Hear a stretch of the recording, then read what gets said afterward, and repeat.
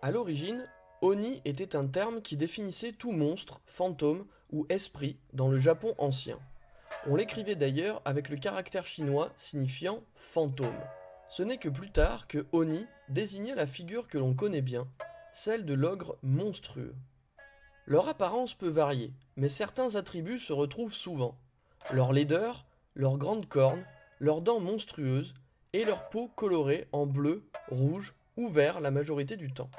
Ils peuvent aussi avoir un œil en plus ou un pagne en peau de tigre. Bien qu'ils n'étaient pas particulièrement méchants dans les premiers temps, ce caractère mauvais des Oni peut avoir plusieurs sources. La première chose à leur porter préjudice fut leur association avec Enma, le seigneur de l'enfer bouddhiste. Sous ses ordres, ils doivent en effet torturer les gens qui ont mal agi. L'autre raison à leur mauvaise réputation fut que, comme les Tsushigumo, ils furent assimilés à un peuple considéré comme barbare par le royaume du Yamato, futur empire du Japon. Ce peuple est celui des Emishi, de l'Est et du Nord-Est. Le terrible roi Oni Otakemaru est d'ailleurs à rapprocher d'Aterui, un puissant chef Emishi qui opposa une farouche résistance aux Yamato durant le 8e et 9e siècle.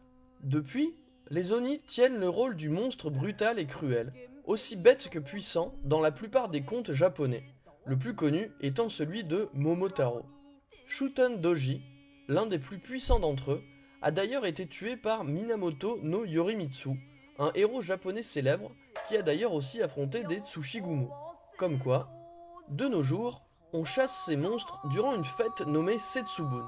Il suffit de lancer des graines de haricots grillés par la fenêtre des maisons, en criant Oni wa Soto, Fuku wa Ushi, ce qui signifie dehors les Oni, dedans le bonheur.